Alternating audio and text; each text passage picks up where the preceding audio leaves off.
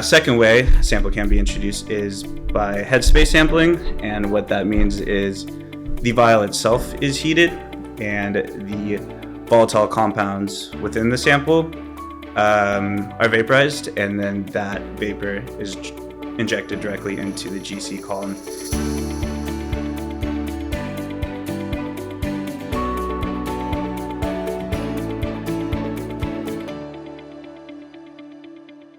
Welcome everyone to another educational episode of Emery Pharma podcast. My name is Prajita Pandey and I'm Assistant Director, Chemistry at Emery Pharma. I'm an analytical scientist with a background in proteomics and metabolomics. Today we have a privilege about learning a gas chromatography, which is a widely used technique across various industries, with Mr. Colin Goswell. Why don't we start with your introduction? Thank you, Prajita. Like Prajita mentioned, I'm Colin Goswell, a research scientist here at Emery Pharma, specializing in analytical chemistry. Gained a bit of an expertise in various analytical techniques and instrumentation, one of which being gas chromatography, topic of today's discussion. And with today's discussion, I'd like to kind of dive into the principles, what gas chromatography is, some advantages it has to offer, and some of the real-world applications. So, with that, excited to kind of dive into the world of gas chromatography. Thanks, Colin.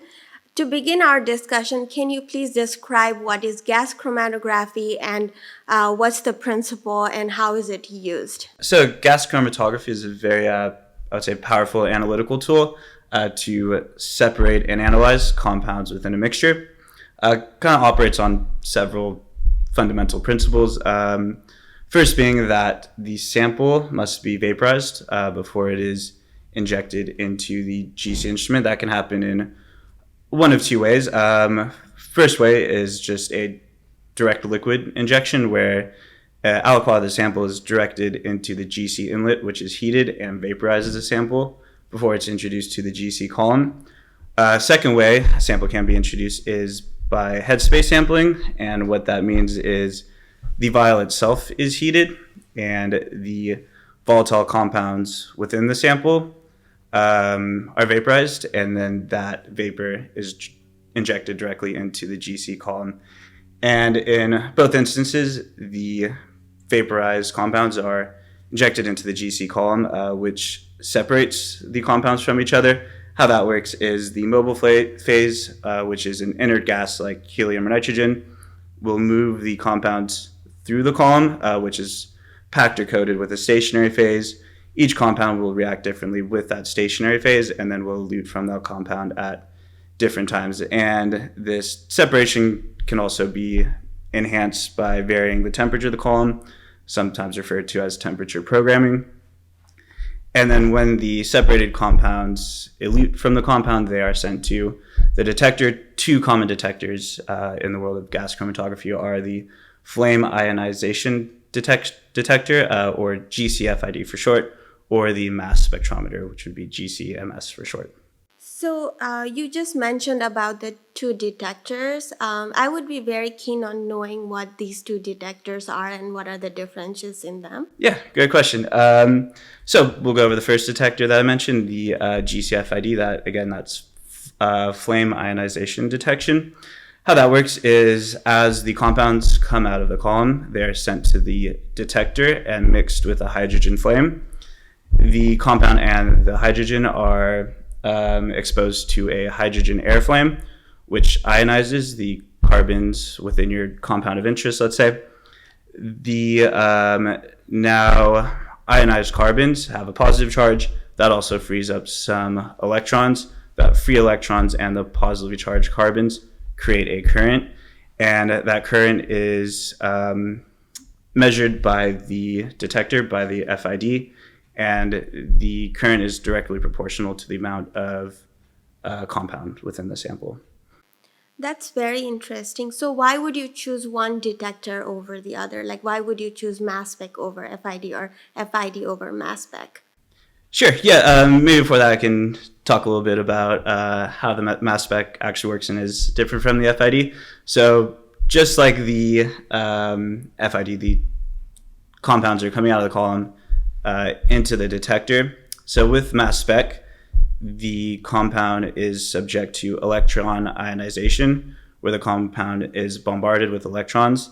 This creates, this ionizes the compound and also fragments the compound and makes smaller ions from that parent molecule. What the mass spectrometer does is filter all those ions and those fragment ions based on their mass to charge ratio, which is detected by the mass analyzer and gives a proportional response to the amount of ions that are actually present, resulting in a mass spectrum, which is obviously different from the FID. And to answer your question on some of the advantages of one over the other, what I'll say about GCFID is that it is a very powerful quantitative tool because, again, that current that it generates is proportional to the amount of the compound that is actually present. So with GCFID, you get really good sensitivity, really good linearity, making it a very powerful quantitative tool.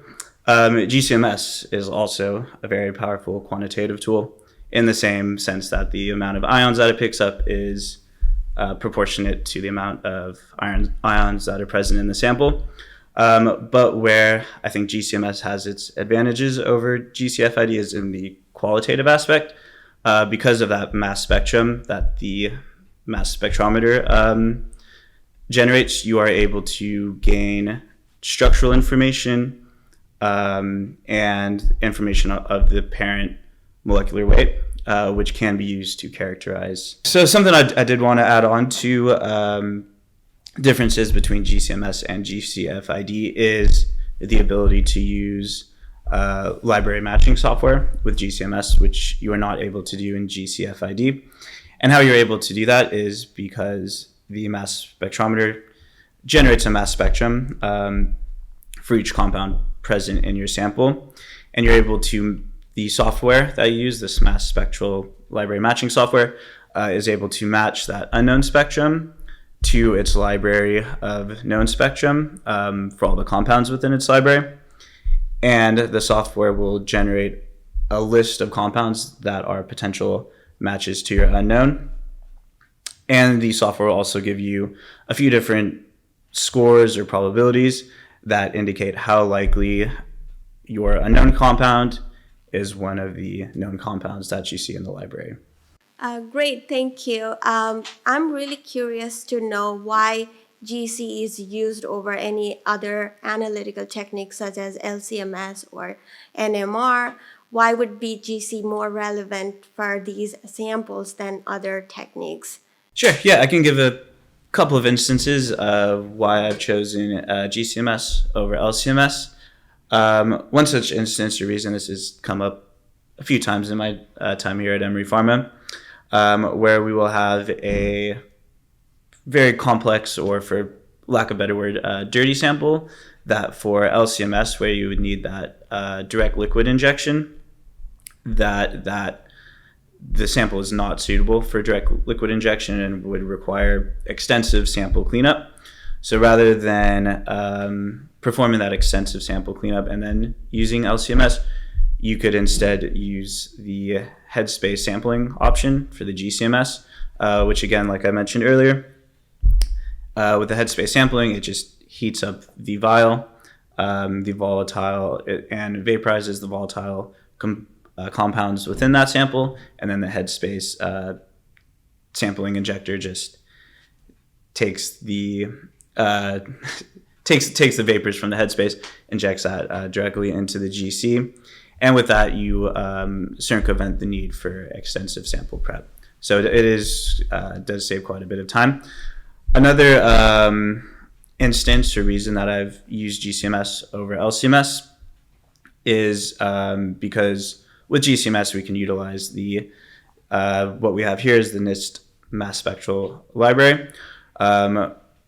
So with that NIST mass spectral library, especially when doing qualitative analysis, we are able to match each of the mass spectrum of the compounds we see within that sample to potential known compounds. So using the NIST mass spectral library, we're able to actually identify the unknown compounds within the sample versus LCMS, we would just have their paramolecular weight, let's say. So it gives you a lot more information during a qualitative analysis than you might see in LCMS. I see. So GC with MS and with FID seems to be a very versatile analytical tool.